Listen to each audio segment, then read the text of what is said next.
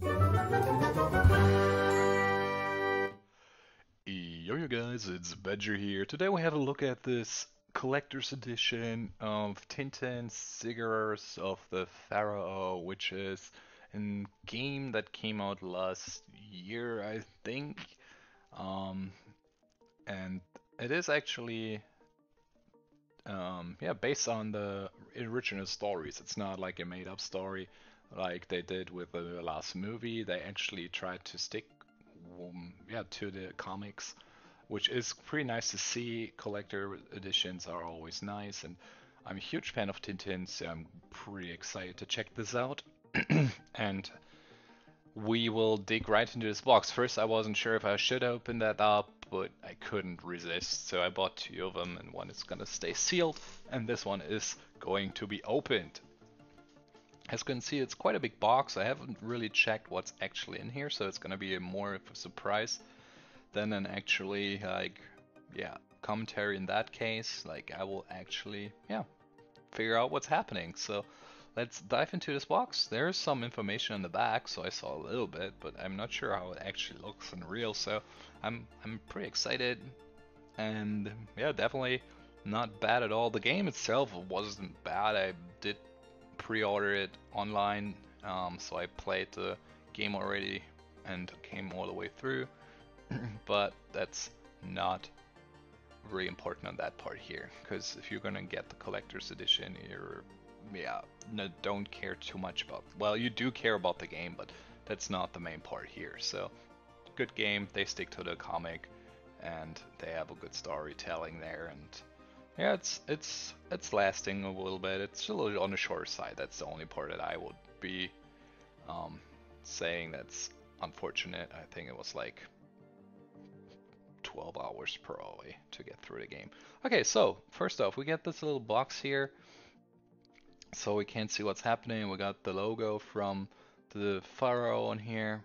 Um, no, it's not. It's something else. I thought it was. It's not. It's an E. I'm not sure. Maybe that's the producer or something. So then everything is presented just in this box, which is a solid box. Presentation is not too special. So we got our game here. As I said, it's decent. It's not bad. It's not super exciting. It's a lot of running. Then we got the steelbook, which is pretty cool, I think. Even if you don't put it around the game case, you can actually have it as a display piece. It kind of it resembles the box of the Cigars of the Pharaoh with the um, symbol and everything. It's super shiny, backside looking good and clean, and yeah, I think this is definitely a really cool piece, and it looks like it's not scratched or anything, so that's good. The inside, some could be more interesting. This is like imprinted, that's kind of cool. Um, but yeah, I don't know. I think they could have put more effort in the inside, but whatever.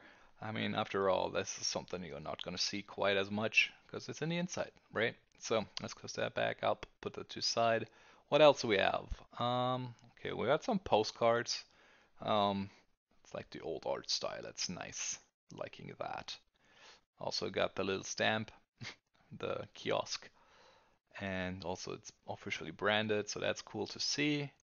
And we got the professor and Tintin riding on donkeys. Here we have them in the car. I think that's when they drive to the clinic, I think. So yeah, pretty cool. Liking it, liking it. And let's see what else we have. We have this little notebook.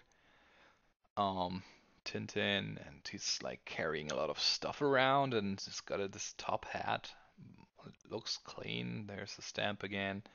Just normal notebook. Nothing too special. Not sure about the like the picture they used here. Not sure if that's actually in yeah fitting quite well, but whatever. Then we got this little extra goodie, the little miniature figure. We got Tintin holding the box here. Let's open this up and check it out. Um, okay, it's not coming off quite as easy as I thought it would be. Let's see. Okay, there we go. Okay, we got Tintin. He's holding the box of the cigars, or one box of cigars. And also there is Snowy, looking cute as always. Interesting outfit for Tintin. Not the biggest fan of the stand where they on. I mean, it makes kind of sense. They're more in the desert area-ish.